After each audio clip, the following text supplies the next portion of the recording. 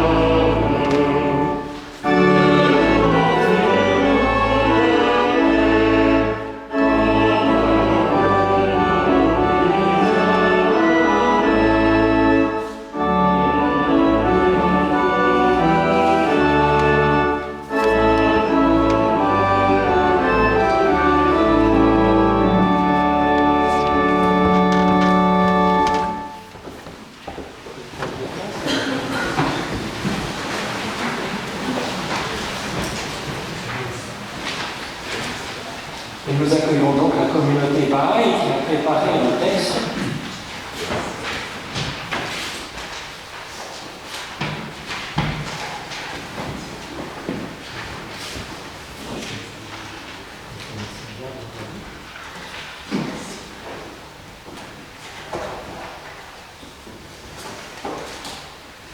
Le thème général de la célébration déclaration interreligieuse de cette année a été choisie artisan de la paix.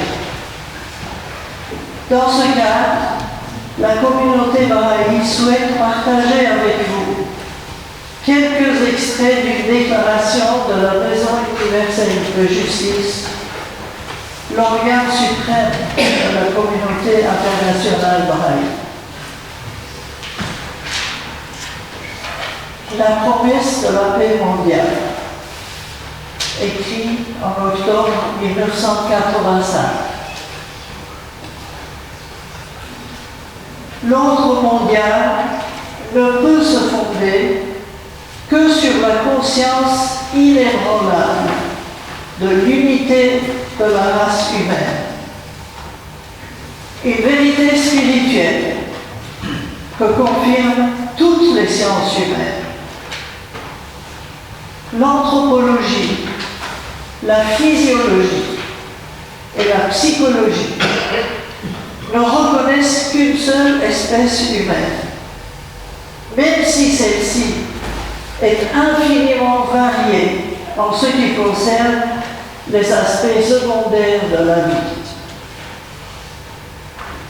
La reconnaissance de cette vérité est subordonnée à l'abandon de tout préjugé, de race, de classe, de couleur, de croyance, de nation, de sexe, de degré de civilisation matérielle.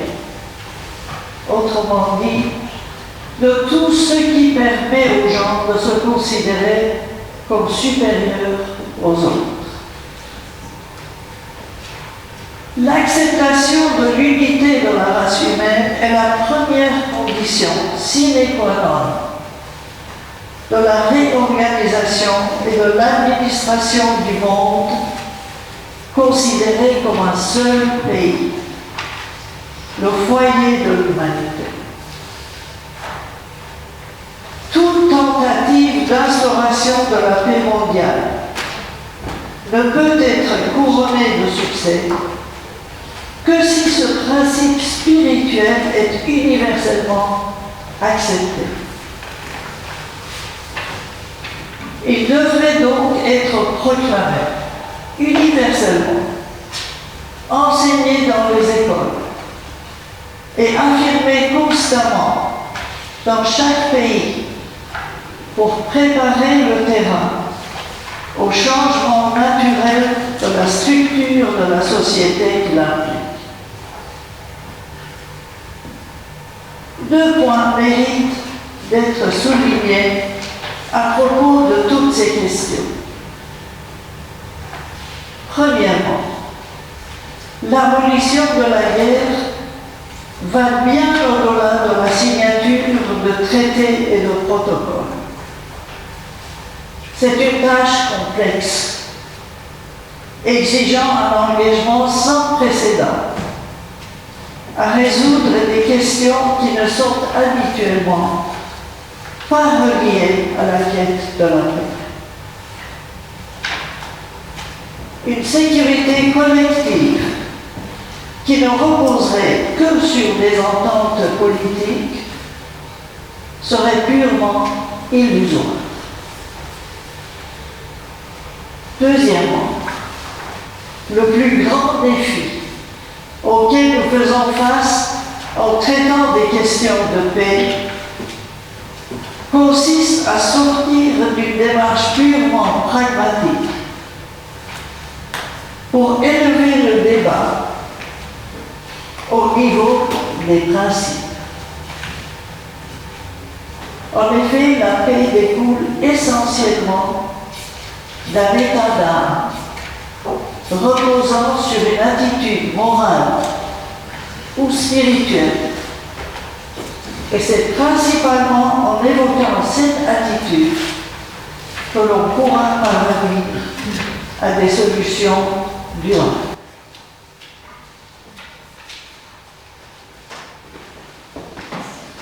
Merci beaucoup.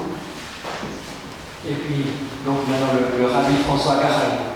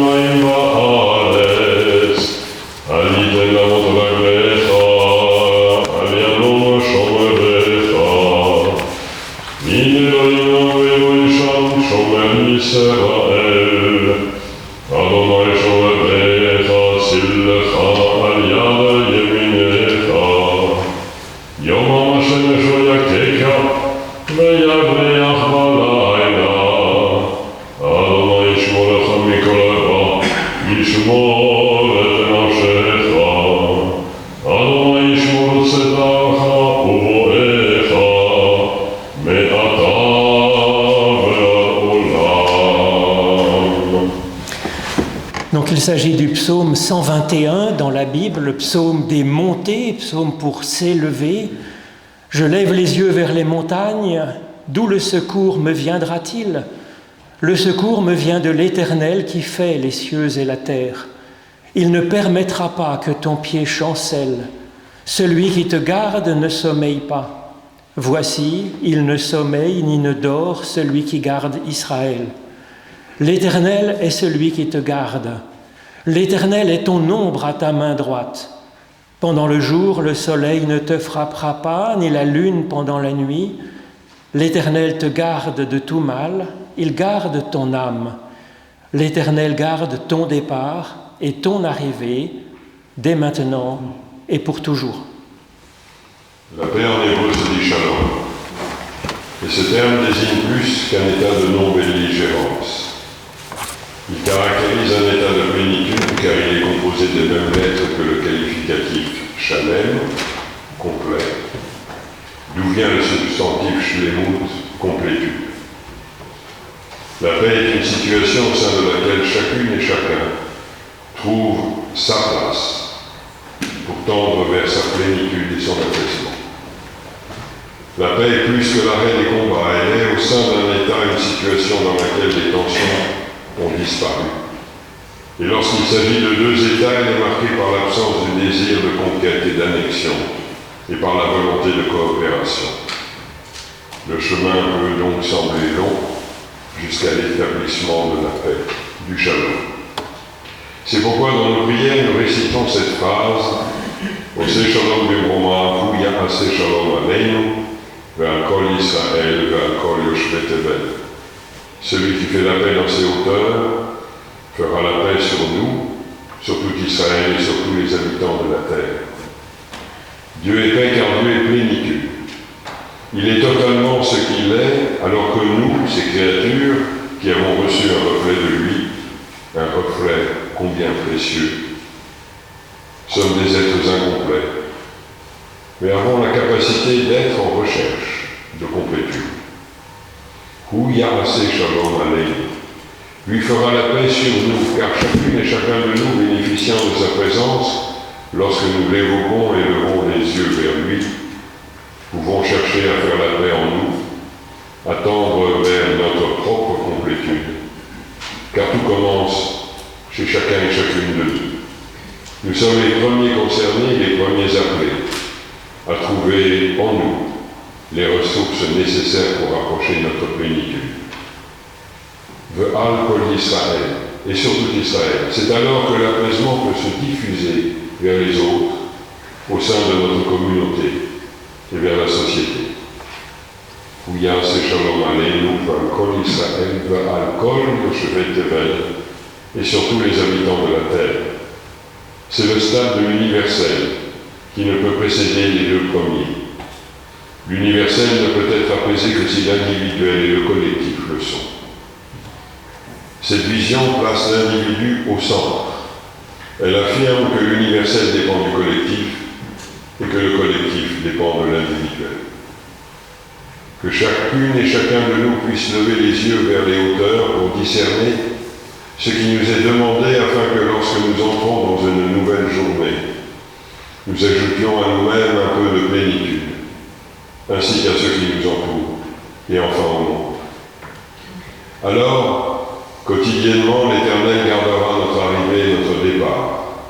mais à table dès maintenant et à jamais, c'est-à-dire au-delà de notre quotidien.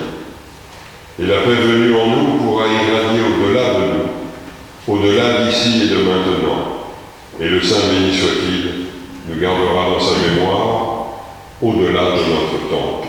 Le régner ensemble, que telle soit sa volonté.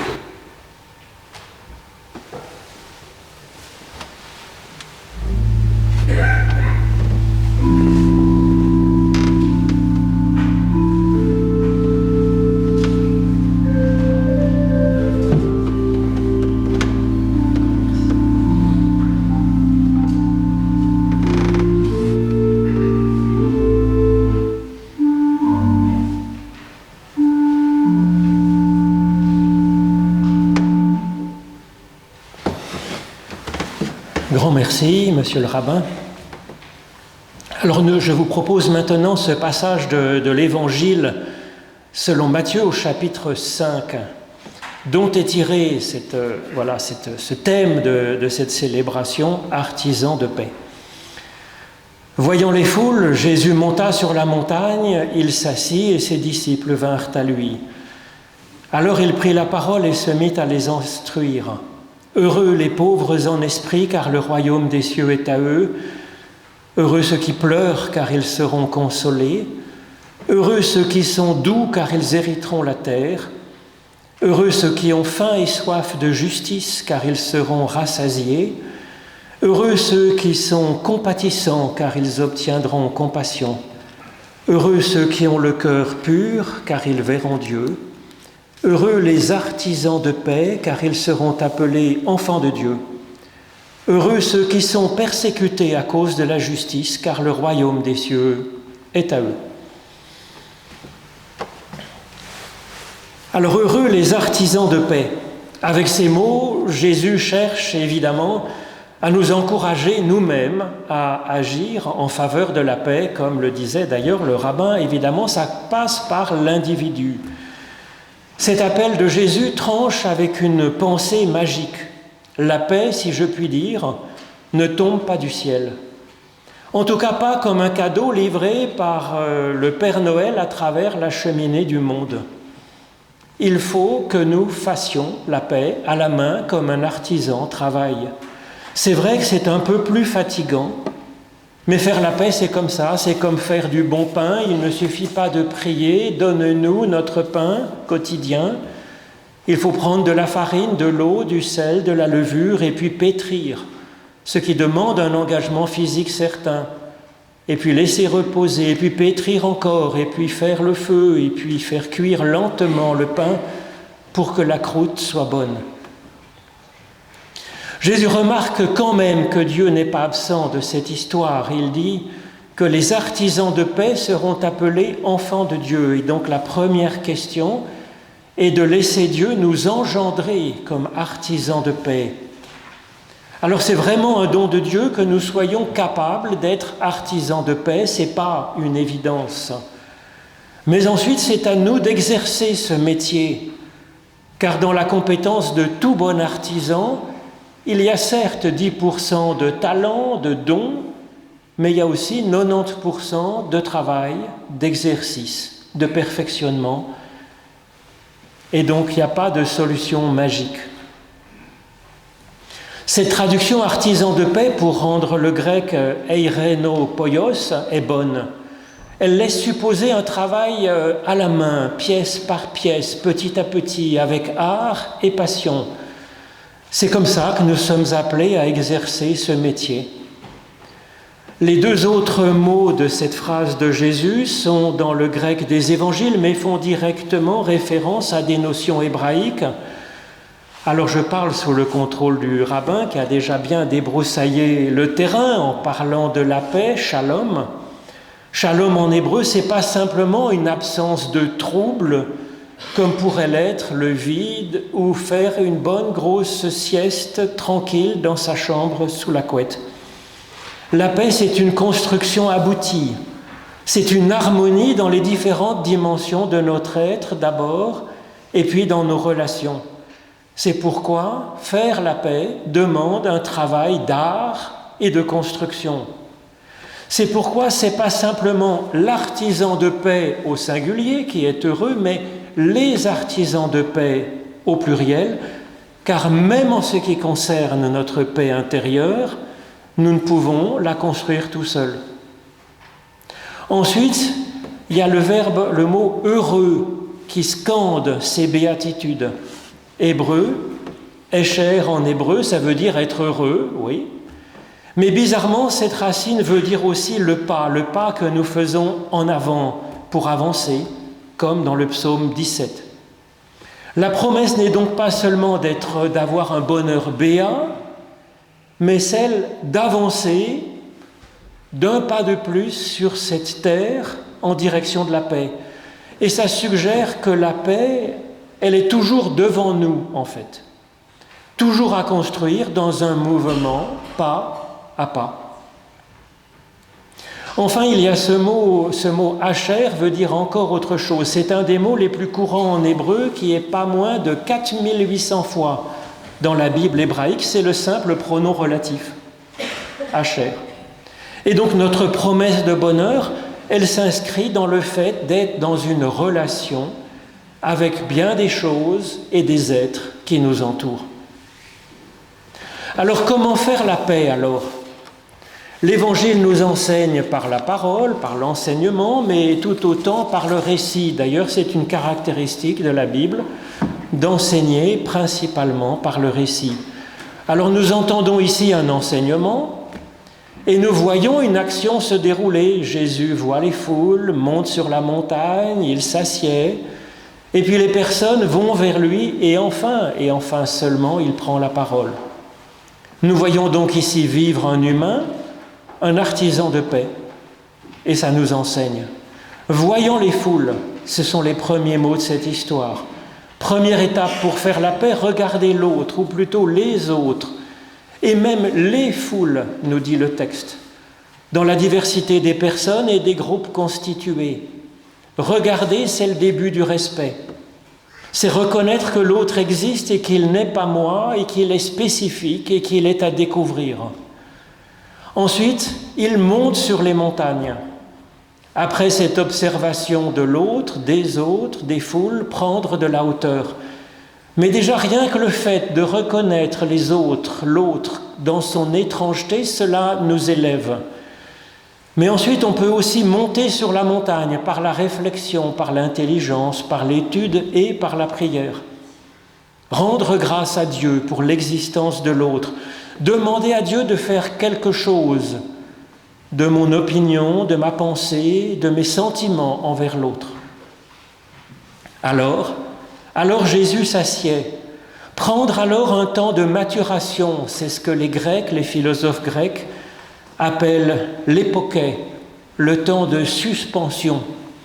Effectivement, c'est le temps de l'étude et de la réflexion, c'est le temps du tournage de langue 7 fois dans notre bouche avant de parler, avant d'envoyer, sous le coup de l'émotion, un SMS, un mail si vite parti, une parole ou un coup dans le visage de l'autre, visage si fragile, si exposé, comme le dit le philosophe Lévinas.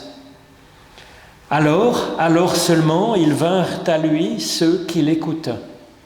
La démarche de Jésus est communicative en fait.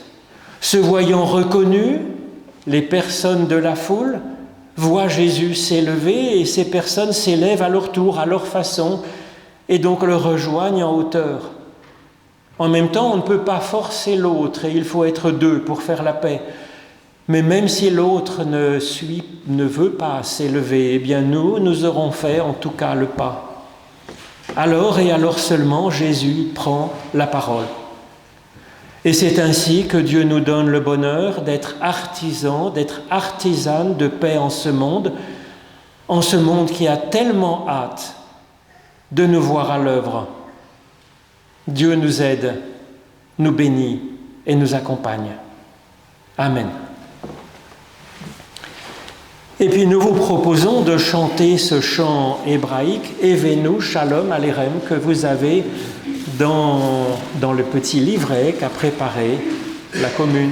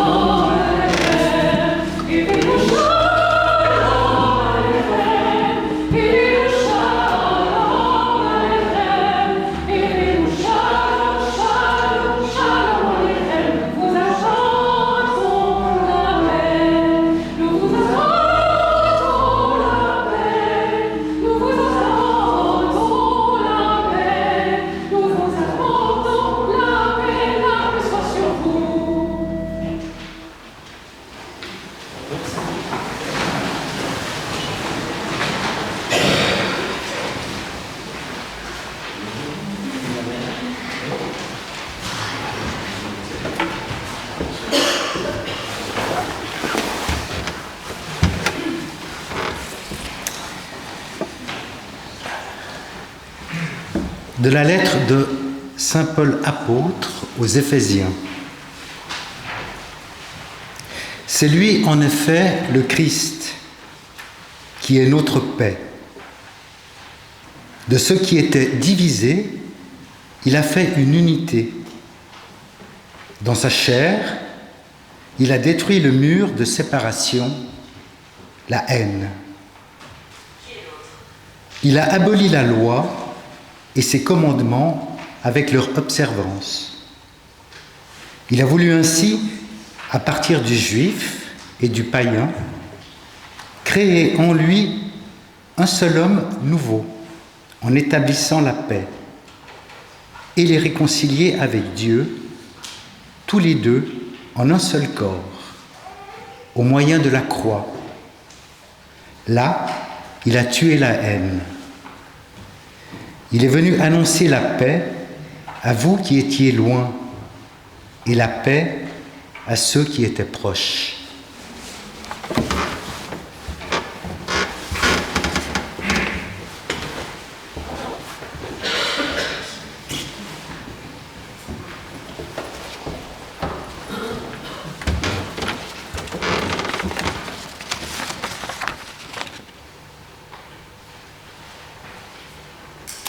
Je dois avouer que je hésitais à choisir ce texte que vous venez d'entendre parce qu'il est difficilement compréhensible en dehors du contexte chrétien. Et puisque c'est la célébration interreligieuse, peut-être ce n'est pas la meilleure moyen, mais finalement je me suis dit, j'aimerais partager avec vous ce que nous avons de plus précieux. Chacun, chacune peut puiser ce qu'il trouve dans ce texte. Alors, Paul parle d'une division entre les deux. C'est le traducteur qui ajoute que ces deux sont les juifs et les païens. Bien sûr, non sans raison. Mais nous pouvons regarder ce texte, cette expression, d'une manière plus large. Paul dit « Il est notre paix ». Il n'est pas dit « Il nous aide à introduire la paix, il nous réconcilie ». Non, il dit tout simplement « Il est, lui, le Christ, il est notre paix ». Et c'est assez frappant quand, dans ce court passage, au moins 3 fois, Paul souligne que ça se passe en lui, en Christ. D'abord, c'est dans sa chair. Dans sa chair, il a détruit le mur de séparation.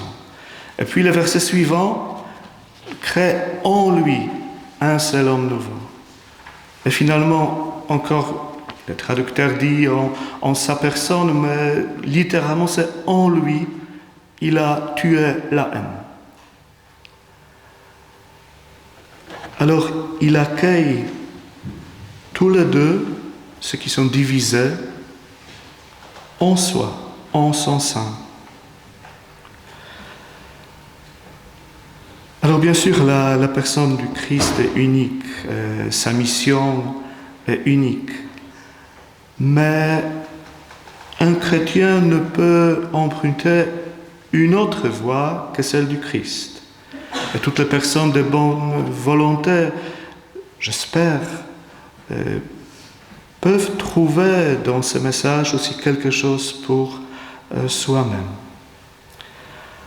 Alors la réconciliation doit d'abord avoir lieu en moi pour que je puisse devenir un instrument de réconciliation pour les autres, pour que je puisse devenir l'artisan de paix. C'est quelque chose qui se passe en moi. Je peux accueillir les deux qui sont divisés, pas uniquement intellectuellement, en considérant 2 ou 3 positions, points de vue, et d'essayer de trouver des points communs, c'est beaucoup plus que ça.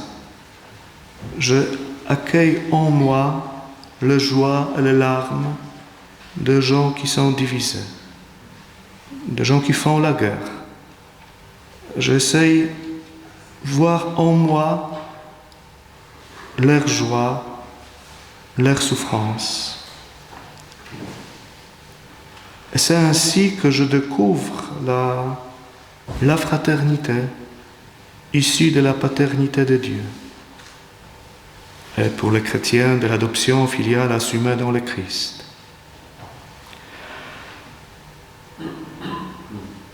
Pour le moment, la guerre se déroule relativement loin de nous, peut-être quand même de plus en plus proche.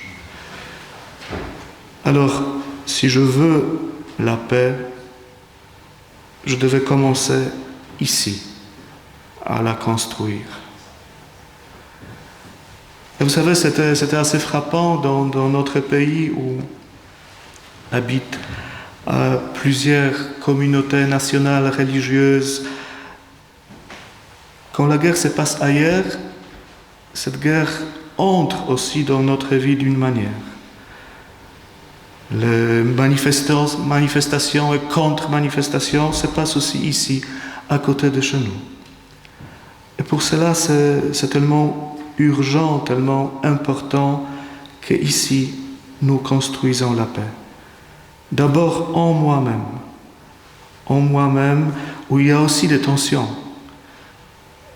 En moi-même, en accueillant les autres autour de moi, dans ma famille, dans notre ville, dans notre commune, dans notre pays. C'est ici que la paix se construise. Et je suis profondément persuadé que si nous arrivons à faire la paix ici, cette paix va rayonner autour.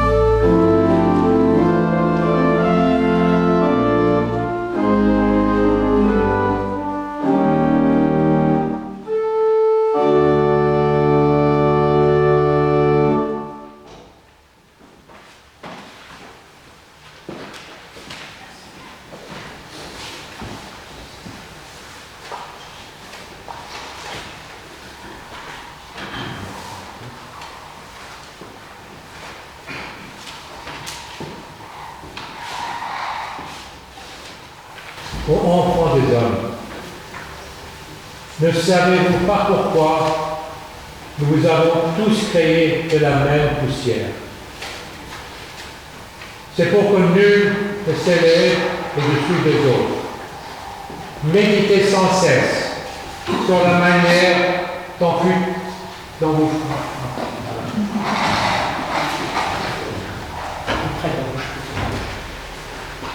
Ô enfants des hommes, ne savez-vous pourquoi nous vous avons tous créés de la même poussière? C'est pour que nul ne s'élève au-dessus des autres. Méditez sans cesse sur la manière dont vous fûtes créés.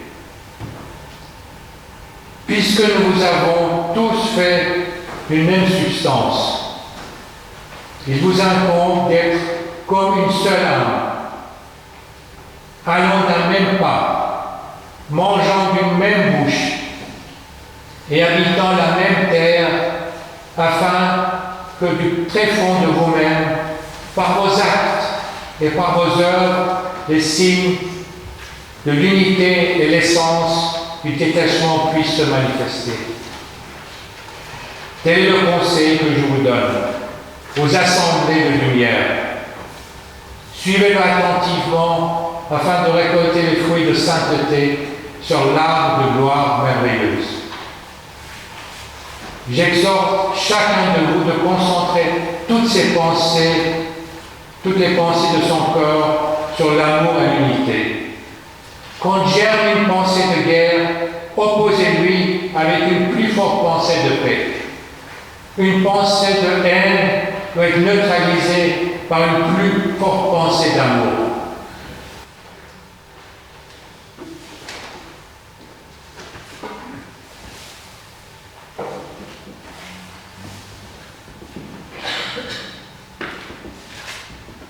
Et nous vous proposons de nous réunir ensemble dans cette prière du Notre Père, qui fait de nous tous des fils et des filles du même Dieu que nous avons dans les cieux. Notre Père qui es aux cieux, que ton nom soit sanctifié, que ton règne vienne, que ta volonté soit faite sur la terre comme au ciel. Donne-nous aujourd'hui notre pain de ce jour. Pardonne-nous nos offenses, comme nous pardonnons aussi à ceux qui nous ont offensés. Et ne nous laisse pas entrer en tentation, mais délivre-nous du mal. Car c'est à toi qu'appartiennent le règne, la puissance et la gloire pour les siècles des siècles. Amen.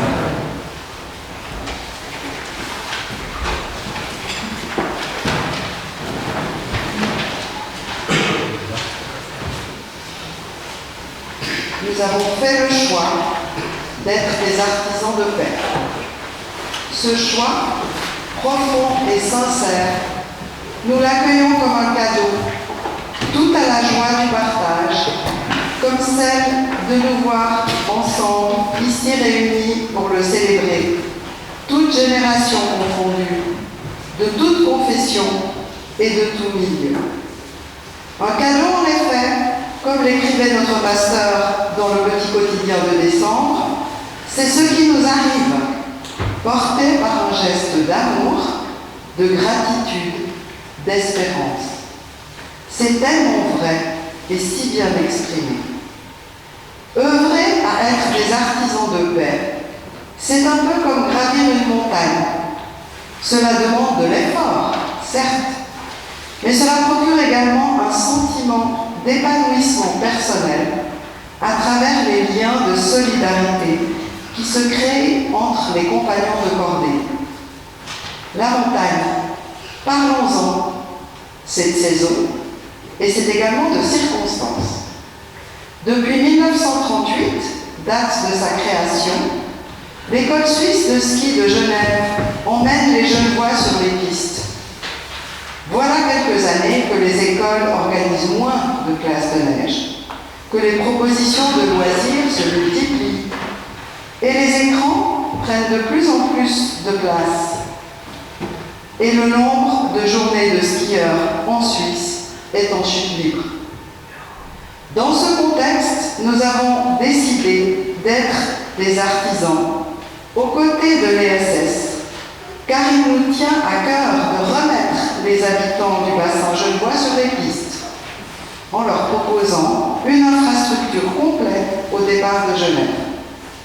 Vous avez d'ailleurs tous reçu dans votre boîte aux lettres le flyer qui vous invite à vous inscrire au samedi de ski, aux vacances de février, aux randonnées au Diableret, tout ceci au départ de notre centre sportif de Colonie. En outre, fort de ce constat qu'une journée de ski à la montagne n'est pas accessible à tous les budgets, nous avons choisi de dédier nos actions du marché de Noël ainsi que l'offrande de ce jour au financement des journées de ski pour 1 franc symbolique, organisées par l'ESS.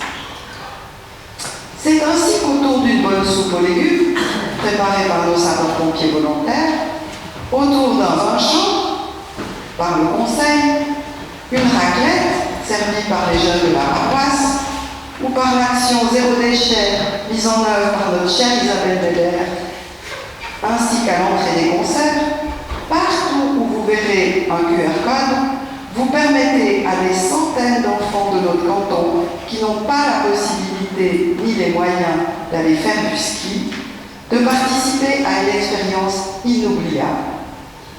Un grand merci à M. Julien Pala, qui est parmi nous aujourd'hui, que je demande de se lever. Vous allez le reconnaître sur le marché de Noël. Un grand merci à lui, l'organisateur de ces journées de ski à 1 franc, ainsi qu'à Mme Andrea Voloser, que vous connaissez peut-être puisque c'est une habitante de notre commune. C'est aussi la maman de Romane, notre championne multimédaillée mérite sportif 2021-2022. Donc vous voyez qu'on est vraiment tous ensemble dans cette action. Merci aussi à l'équipe des monitrices et des moniteurs pour votre dynamisme, votre dévouement à cette belle cause qui est créatrice à la fois de lien social et solidaire. Colonie vous souhaite, membres de l'ESS, une multitude d'autocars remplis de dizaines d'enfants heureux. Du beau temps, comme aujourd'hui, de la belle neige, bien sûr, mais cela semble bien parti. Et à vous toutes et tous ici présents, ma reconnaissance pour votre généreuse contribution.